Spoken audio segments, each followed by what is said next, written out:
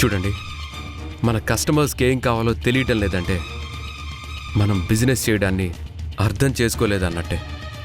No, నాకు కావాల్సింది మీ సారీలు కాదు, sales. Try to improve sales. Okay, నేను మీకు మళ్ళీ కాల్ చేస్తాను. ఏంటి శ్రీరామ్ గారు, చాలా బిజీగా ఉన్నట్టున్నారు? ఆఫీస్ టైంలో బిజీగా కాకుండా లేజీగా కూర్చుంటానా? మీలాగే మీ మాట కూడా భలే షార్ప్గా ఉంటుంది. మళ్ళీ ఎందుకు వచ్చారు చెప్పండి. మిస్టర్ శ్రీరామ్, ఆ టెండర్ని వదులుకొని మీరు నాకు చేసిన ఫేవర్ని నేనెప్పటికీ మర్చిపోలేను. అందుకే మరోసారి మీకు థ్యాంక్స్ చెప్దామని వచ్చాను. డొంక తిరుగుడు ఆపి మ్యాటర్ ఏంటో చెప్పండి. భలే కనిపెట్టేశారు. ఏంలే శ్రీరామ్, కొన్నేళ్లుగా మున్సిపల్ కార్పొరేషన్ కాంట్రాక్ట్స్ అన్నీ మీరే దక్కించుకుంటున్నారు. ఇది ఎలక్షన్ టైం. అన్ని కాలనీస్లోనూ సిమెంట్ రోడ్స్ వేయబోతున్నారని నాకు తెలిసింది. మీరు పోటీ పడకుండా ఉంటే ఈసారి వాటిని నేను చేజిక్కించుకుంటాను. చూడండి దుర్గా ప్రసాద్ గారు, తప్పనిసరి పరిస్థితుల్లో ఏదో ఒకసారి హెల్ప్ చేశాను కదా అని మళ్ళీ మళ్ళీ ఎక్స్పెక్ట్ చేయొద్దు. అబాబాబాబాబా, ఆవేశపడమాకండి ప్లీజ్. రోడ్ కాంట్రాక్ట్స్ మొత్తం కలిపి ఎంతుంటాయి? Just 100 crores. ఈసారి కూడా మీరు నాకు ఈ ఫేవర్ని చేసే తీరాలి. లేకపోతే నా కూతురు శశి. Stop it.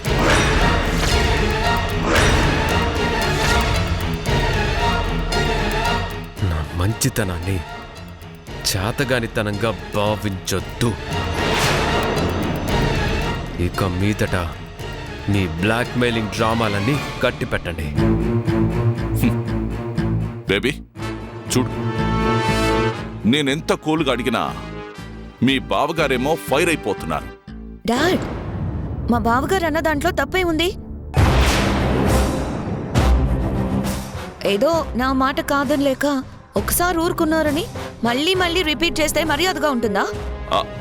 అది కాదు baby. No dad, this is too much. అయినా నేను లేనప్పుడు మీరు డైరెక్ట్ గా వచ్చి బాబుగారితో ఇలా మాట్లాడడం ఏం బాగుంది?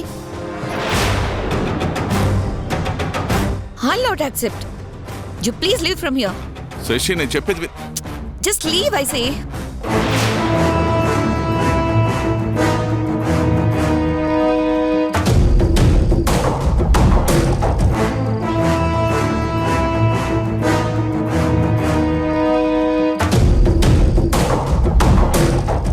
బావగారు, ఐఎమ్ వెరీ సారీ. మా డాడీ తరపున నేను మీకు సారీ చెప్తున్నాను. ఇంకోసారి రిపీట్ అయితే మర్యాదగా ఉండదు. నో బావగారు, నేను ఇప్పుడే మా డాడీకి వార్నింగ్ ఇస్తాను.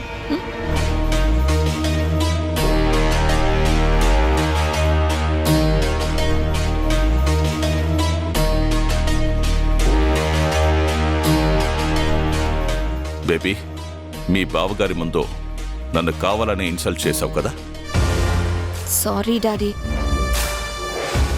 అయినా నువ్వేంటి 100 కోట్లు 200 కోట్లు అంటూ చీప్గా మాట్లాడావు. కొడితే ఏనుగు కుంభస్థలాన్నే కొట్టాలి. ఏంటి బేబీ నువ్వు అనేది? ఇలా చిల్లుర్ని పోగేస్తే ఎప్పటికీ మన ఖజానా నిండేది. ఇది ఇన్స్టెంట్ జమానా. ఒకే ఒక్క దెబ్బతో మన లైఫ్ సెటిల్ అవ్వాలంటే బావగారితో కంపెనీ పార్ట్నర్షిప్ కోసం బేరం పెట్టాల్సిందే. అందుకు టైంని నేనే ఫిక్స్ చేస్తాను. Come on dad, come.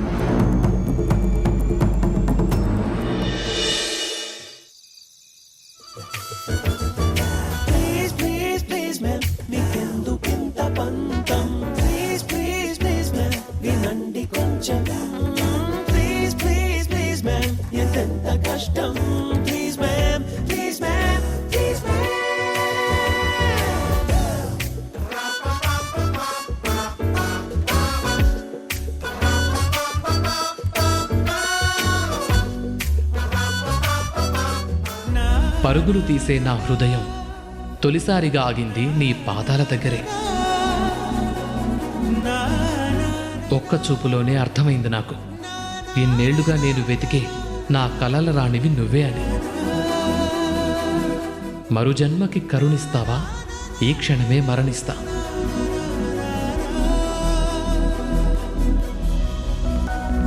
ఆ కవిత నిజంగా ఎంత బాగుంది, ఎంత పొయిటికల్గా అనిపించింది.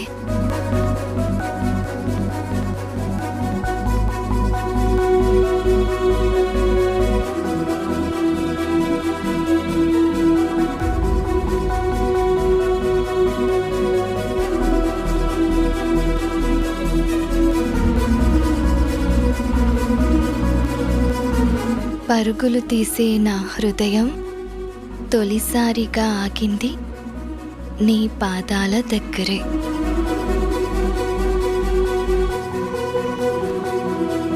చిరునవ్వుల వరమిస్తావా,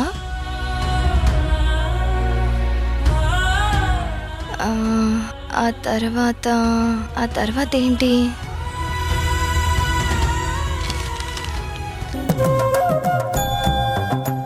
అబ్బా, ఎంత ట్రై చేసినా గుర్తు రావడం లేదే.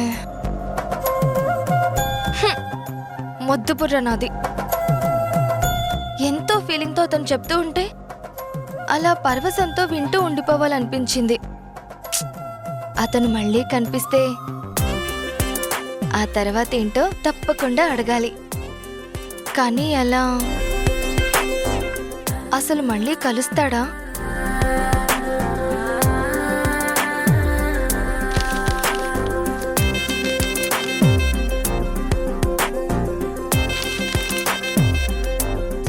భూమి గుండ్రంగానే ఉంటుంది.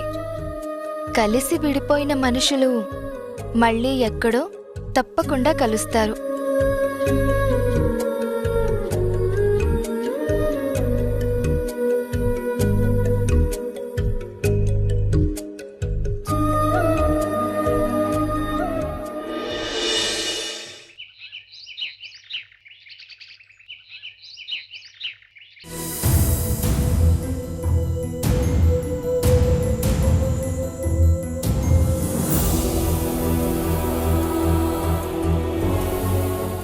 అమరాని, ఆ కుర్రోడెవరో గాని సమయానికి దేవుళ్ళ వచ్చి నీ తాలిని నీకు దక్కేలా చేశాడు. అవును తాతయ్య, ఆడదానికి 7 వారాల నగల కన్నా, కోట్ల రూపాయల కన్నా పవిత్రమైన ఈ మాంగళ్యమే కదా ఎంతో అపురూపమైనది. కరెక్ట్గా చెప్పారత్తమ్మా. గుడి దగ్గర జరిగింది తలుచుకుంటే అమ్మో, ఇప్పటికీ నాకు భయంగానే అనిపిస్తోంది. అవునమ్మా రాణి, ఆ కుర్రోడు మనకు సహాయం చేసినందుకు విజిటింగ్ కార్డు ఇచ్చానన్నావు ఇంటికి రమ్మని, ఇంకా రాలేదా?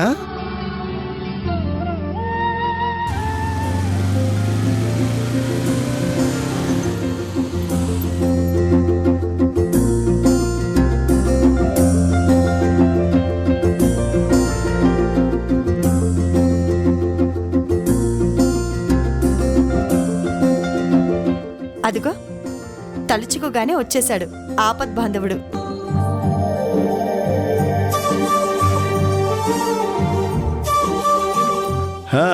రా బాబు, రా కూర్చో. రా. హలో సార్, అందరూ ఉన్నారంటే కరెక్ట్ టైంకే వచ్చానన్నమాట. నీ గురించి అనుకుంటున్నాం బాబు. అసలు నువ్వు వస్తావా రావా అని. సార్, ఈ ఆంటీ గారేమో మొహమాట పెట్టేశారు. ఈ మేడం గారేమో సెంటిమెంట్తో కట్టేశారు. రాకుండా ఎలా ఉంటాను? Hi aunty. Hello madam. చూడు మిస్టర్, చందన్ కుమార్ నా పేరు. లుక్ మిస్టర్ చందు, మా అమ్మని మేడం అన్నావు ఓకే, కానీ తనని మాత్రం ఆంటీ అనుకో. She's my wife. కొంచెం వరస మార్చి పిలు, లేకపోతే ఎంబారసింగ్గా ఉంటుంది. Okay uncle.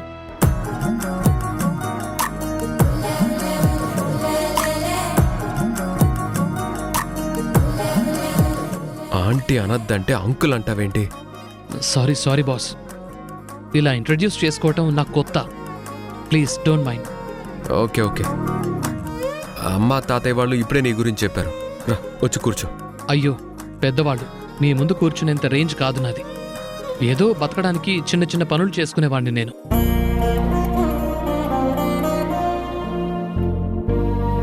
విన్నారా అండి? ఆ మాట మన్నన చూశాకే మావయ్య గారు అత్తమ్మ అతన్ని ఇంటికి రమ్మన్నారు.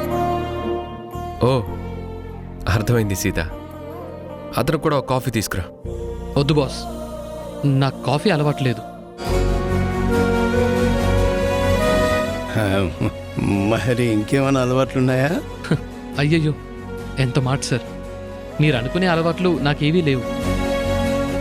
Good, very good. Mister Chandu, ఎంత దాకా చదువుకున్నావు? నేను డిగ్రీలో గోల్డ్ మెడలిస్ట్ని సార్.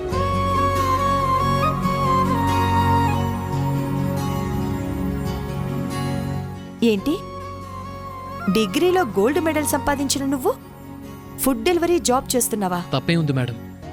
నా క్వాలిఫికేషన్కి తగిన జాబ్ దొరకనంత మాత్రాన ఖాళీగా లేజీగా ఉండకూడదు కదా.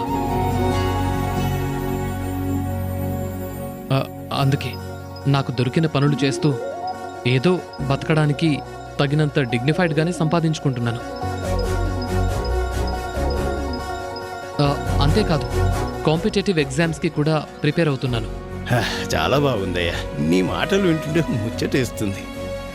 డిగ్నిటీ ఆఫ్ లేబర్ అంటే మా ఇంట్లో మేము అందరం నమ్ముతాం. రాము, ఆ అబ్బాయి తిరిగి తెచ్చింది నా మంగళసూత్రాన్ని మాత్రమే కాదు, ఇది నా సౌభాగ్యం అనే ఫీలింగ్ని కూడా. అందుకే ఎలాగైనా నువ్వు మన ఆఫీస్లో అతనికి తగిన ఏదైనా జాబ్ నువ్వు ఇవ్వాల్సిందే. అలాగేనమ్మా. జాబ్ ఇవ్వాలంటే నీ గురించి తెలియాలి కదా. బాస్, అర్థమైంది. నాకంటూ ఎవరూ లేరు. నేనొక అనాథని.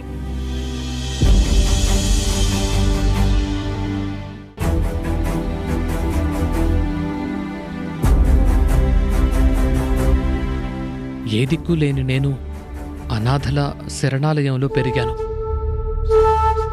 ఒంటరితనంతో బాధపడకుండా చదువుని నాకు తోడుగా ఎంచుకున్నాను. ఫ్రాంక్లీ స్పీకింగ్, ఈ డిగ్రీ నా ప్రాణం. ఇదే నేనంటే.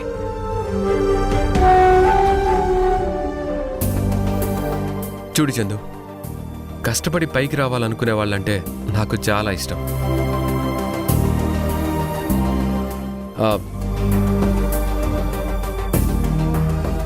ఇది నా అఫీషియల్ విజిటింగ్ కార్డ్. ఈ వీకెండ్లోగా నువ్వు మా కంపెనీకి వచ్చి నన్ను కలు. Thank you boss, thank you. మీ అందరికీ కూడా థ్యాంక్ యూ. వెళ్తానండి, బాయ్. అయ్యో, మొదటిసారిగా మా ఇంటికొచ్చారు, ఏమన్నా తీసుకోండి. సారీ అండి, పక్క స్ట్రీట్లో ఫుడ్ డెలివరీ ఇవ్వాలి. లేట్ అయితే బాగోదు కదా. అంటే నీకేదో పనుందని వచ్చావు, అంతేగాని మేము పిలిచామని రాలేదు, అంతేనా? తప్పుగా అనుకోకండి సార్. చిన్నప్పుడు చదువుకున్న ఓ కొటేషన్ని నేనెప్పుడూ మర్చిపోను. రాబోయే అవకాశం కంటే మన చేతిలో ఉన్న అవకాశమే ఎంతో గొప్పది అని. Duty first, everything next.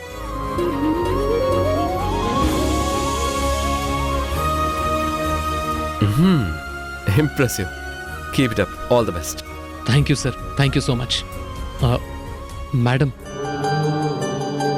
Duty కోసమే బయలుదేరినా ఎందుకో మిమ్మల్ని చూడాలనిపించింది. అందుకే బైక్ని మీ ఇంటి వైపు టర్న్ చేశాను. ఉండమన్నా ఉండలేకపోతున్నందుకు నన్ను క్షమించండి మేడం. ఏం పర్వాలేదు, మా కంపెనీలో చేరితే నువ్వు కూడా మా మనిషివే అయిపోతావు. మీ బాస్ చెప్పినట్టు తప్పకుండా వెళ్ళు. షూర్. బాయ్. బాయ్ అండి. అలాగే బాబు.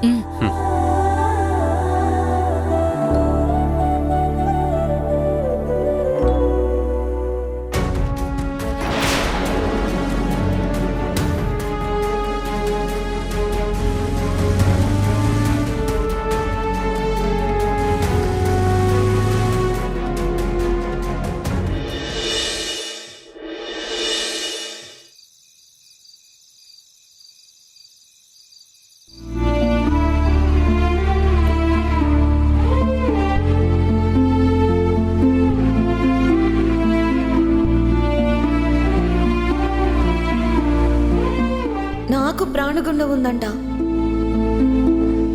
నాకేం కాదు, అయినా నువ్వుండగా నన్నెవరు మాత్రం ఏం చేస్తారు?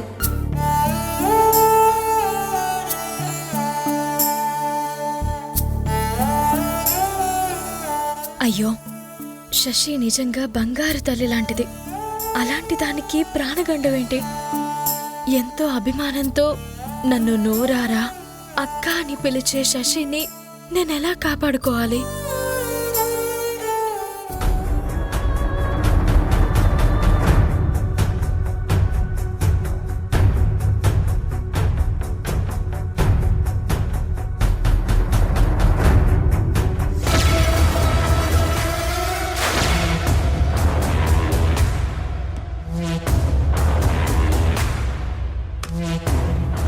మిస్టర్ శ్రీరామ్, ఆ రోజు నన్ను నీళ్లలోకి తోసావు కదో, ఇప్పుడు చూడు, ఈతరాని నీ సీతని ఈ స్విమ్మింగ్ పూల్లోకి తోసేస్తాను. తనకి ప్రాణగండం ఉంది అనే రహస్యం ఇంట్లో వాళ్ళందరికీ తెలిసిందే కదా. ఇప్పుడు చీకట్లో సీత ఈత రాక ఉక్కిరి బిక్కిరై చచ్చిపోయినా అది ప్రమాదం వల్లే అని, శనిగండం వల్లే జరిగిందని అందరూ నమ్ముతారు.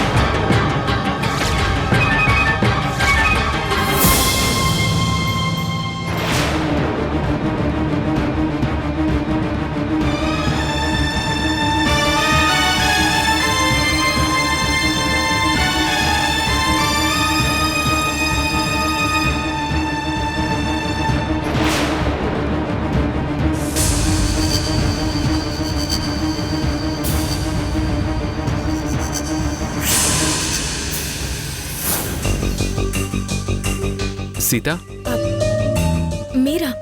మీరెప్పుడొచ్చారు? ఇప్పుడే వచ్చాను కానీ నువ్వు ఒంటరిగా నిలబడి ఇక్కడేం చేస్తున్నావు? పాపం, మన శశి గురించి ఆలోచిస్తున్నానండి. శశి గురించా? తనకేమైంది? అయ్యో, మీకు చెప్పనే లేదు కదూ. పిచ్చి పిల్ల, మన శశికి ఏదో ప్రమాదం జరగబోతుందని, ప్రాణగండం ఉందని ఎవరో జ్యోతిష్యుడు చెప్పారంట. అందుకే తాతయ్య గారు రేపు శశి క్షేమం కోసం మృత్యుంజయ హోమాన్ని జరిపించబోతున్నారండి. శశి వల్ల నీకు ప్రమాదం కానీ తనకి ప్రాణగండం ఏంటి? ఏమండి, ఏం మాట్లాడుతున్నారు? అంటే అది జస్ట్ క్యాజువల్గా అన్నాను. అలా ఎలా అంటారండి? నా మనసేమో శశికి ఏమవుతుందోనని కొట్టుమిట్టాడుతుంటానో మీరంత సీరియస్ మ్యాటర్ని చాలా క్యాజువల్ గా తీసుకుంటారా? బా సీత, జాతకాలు జ్యోతిష్యాలు అవన్నీ నేనంతగా నమ్మను, కానీ బాగా చలిగా ఉంది. ఇలా ఆరు బయట ఒంటరిగా ఉండటం ఏమాత్రం మంచిది కాదు. పద పద వెళ్దాం.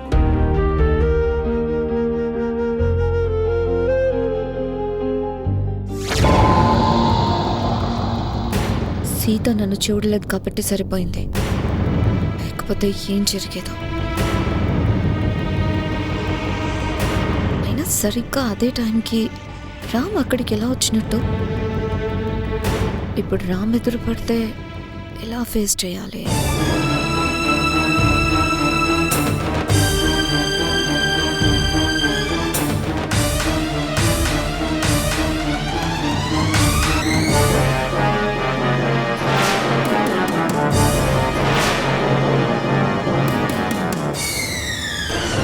శశి, గొడవంటూ ఉంటే అది నీకు నాకు మధ్య మాత్రమే.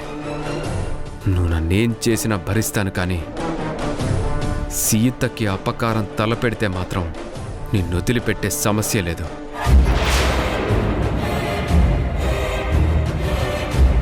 ఇదే నీకు ఫస్ట్ అండ్ లాస్ట్ వార్నింగ్. ఇంకోసారి నువ్వు సీత జోలికొస్తే నీ ప్రాణాలు తీసి నేను జైలుకి వెళ్ళడానికి కూడా సిద్ధమే.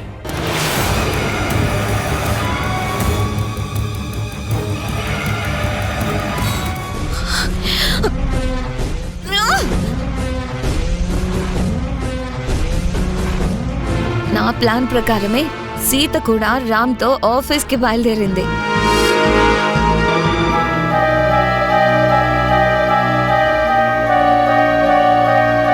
నెక్స్ట్ నువ్వు సీన్లోకి ఎంట్రీ ఇవ్వాల్సిన టైం మొదలైంది. ఆ మృత్యుంజయ హోమం మధ్యలోనే ఆగిపోవాలి.